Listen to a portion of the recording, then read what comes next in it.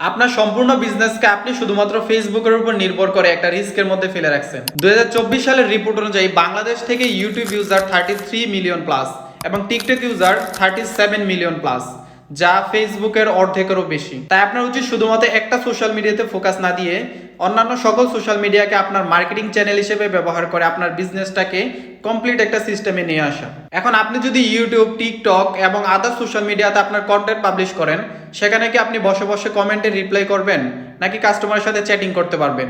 আর করলে আপনি কয়টা প্ল্যাটফর্ম ম্যানেজ করবেন? তাই বিভিন্ন সোশ্যাল মিডিয়াকে কিভাবে মার্কেটিং চ্যানেল হিসেবে ব্যবহার করে এই হোল ইকোসিস্টেমটাকে আপনি একটি ওয়েবসাইটের মাধ্যমে ম্যানেজ করবেন, তা জানতে পারবেন আমাদের এই free website for e commerce business ই বুকটিতে, যা ই কমার্স বিজনেসের উপর গোছালোভাবে A to Z আপনি কোথাও পাবেন না।